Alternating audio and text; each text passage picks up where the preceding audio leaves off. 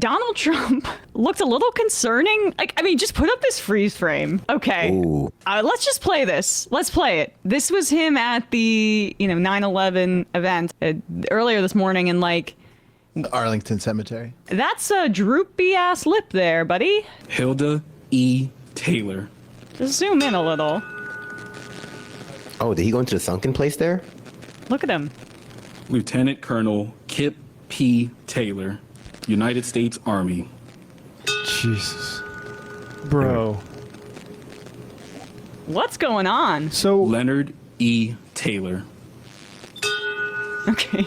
So this entire time that the Republicans had like only 5 months where they could say, what did you know? When did you know it about Biden's health? Before it became too obvious that, they were going to do the same thing for Trump. Oh my God.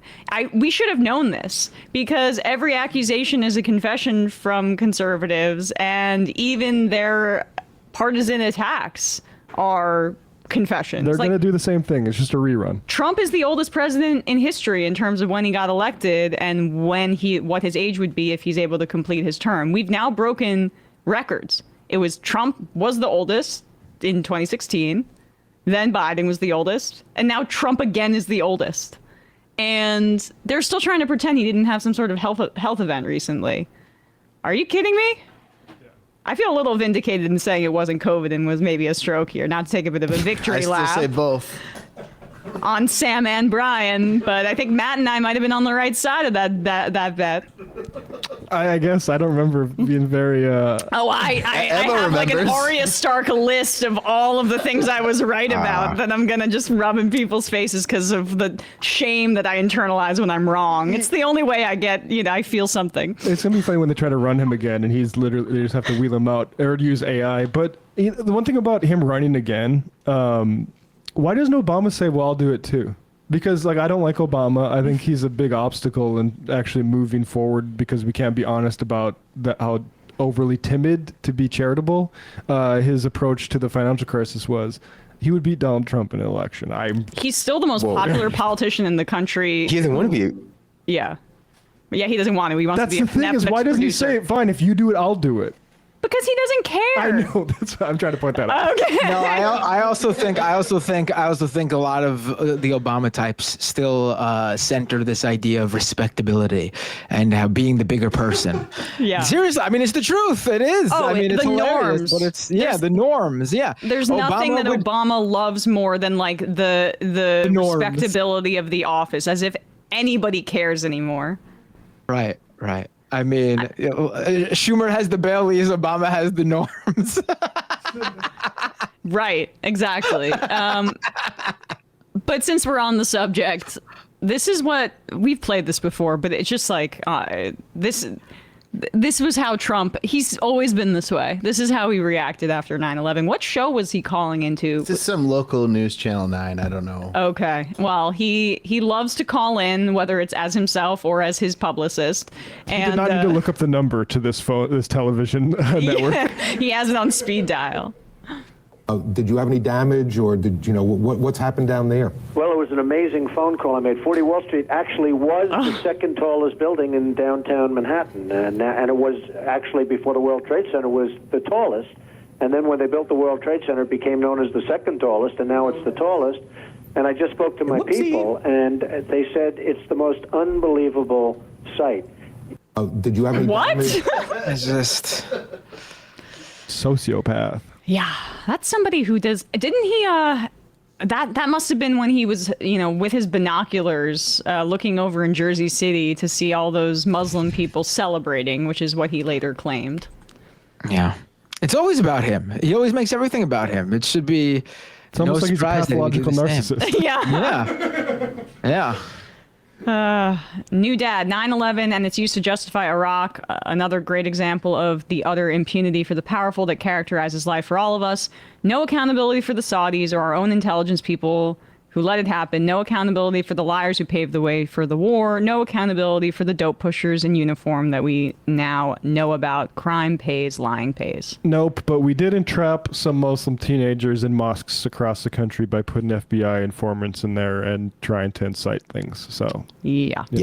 It's also one of the best examples of how the American domestic population can be convinced to, give up their civil and human rights to hurt brown people. A lesson that a lot of European countries are being forced to learn that they're susceptible to as well. I'm Walzing in the Race says, have you folks seen the clip of Trump's address last night that appears to look like AI?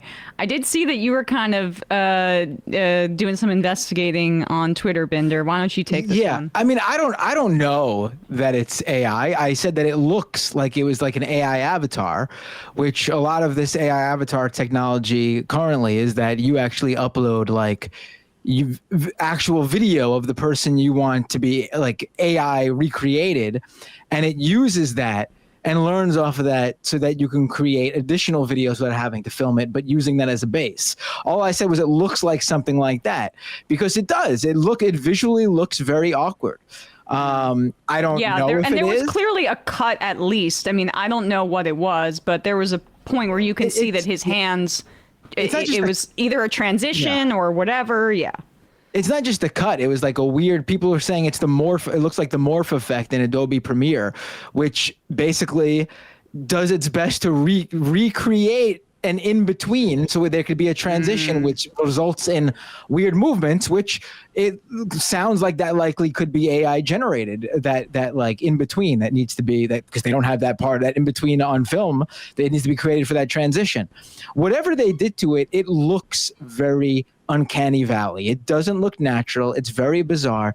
His head is moving as he speaks, but his body and his hands and his arms stay completely still for 4 whole minutes. It's just very bizarre. Now, it's totally possible. It's totally possible that it's not AI. It very well probably isn't AI, but they still use some sort of effect or filter that gives it that sort of feel. And then compare that with the video we just showed of him looking like shit this morning. Here we go. Here we are, tinfoil hat time. Although not really. I'm not trying to disparage it, because they're not above these kinds of tricks. This is what we're referring to. Yeah, I mean, I think it probably is that, like what Binder said, where you have a bunch of cuts, and we saw with Biden, they cut like crazy because these are old ass men. Yeah. And if you have something that can fill in the cuts, you might do it. Even the program that David Griscom and I use for recording Left Reckoning has a feature which I've not used, which I'm kind of curious to try out. But it's like, do you want to make the AI make your eye contact stay like, so you looking down the camera the entire time, like, so if you're looking away or something like that, it stays you looking at the camera. So like, it can be half AI, half genuine performance at the same time. That's where we're at with this stuff. Oh yeah, it's definitely part real for sure. Whether it's whole real, that's the question, but it's definitely partially filmed with Trump. People are asking in the chat if we're going to play any of it. You want to play a little bit, just so people get an idea? We opened the show with it. Oh, you did? I guess some people just tuned in later. Okay, yeah. I don't feel like retreading it, but yeah, basically, also, the color profile, like the color correction they used, makes it look like the same sort of aesthetic that a lot of AI generators go with, which honestly could be a potential why it feels that way too. I mean, that's now an aesthetic, even if you're not creating AI generated content, to put filters on it so it looks that really weird, like shiny, manufactured, glossy image way that AI looks. I've seen that too.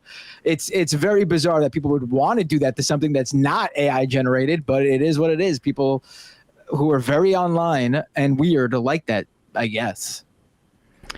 And Buenora, Obama did not simply condemn political violence, but lavishly commended Charlie Kirk. I tried my best to search, but found no evidence of Obama saying anything about the assassinated Minnesota lawmaker. I mean, Biden did more than that. He went to the funeral and knelt there. Good for Biden. Don't have much positive to say about him, but he did show up, as did Harris, and Obama didn't, I think. Right? I don't know. I actually don't know that for sure. So, I mean, Obama's absent at the wheel. He's got different things to worry about. No Sleep Till says Trump claimed he knew hundreds of people who died on 9/11, but has never named one. Also, no footage or article of him going to a single funeral. He was also claiming that he was cleaning up after, and I think this was in 2016, and like and then was using it against Hillary, like she's nowhere to be found. And there's footage of Hillary Clinton in a hard hat, like with Bloomberg or I mean with Giuliani. So. He's never cleaned in his life. Yeah, give me a break. Trump didn't have time to take the photos. He was too knee deep in everything, trying to help people out. That's what was going on. Yeah, you're right. Yeah. He didn't have time to take the press photos. Come on, guys. This is Donald Trump we're talking about. Yeah. He puts everybody before himself. Trump would never lie. That's why I totally believe him when he said that his best friend, Charlie Kirk's last wishes was for everyone to drop this Democrat Epstein hoax. That's what I 100% believe. Wait, did he really say? I missed that part. He said that? Did he say that? Did he actually say it? Yeah. No, that's next week. That's what I thought. We'll predict Well, the did you see- programming did you for see- next week. Hey, folks, don't forget to hit the subscribe button and check out our daily show. We do it every day at 12 p.m. Eastern for about 2.5 hours. We even take phone calls. You should check that out.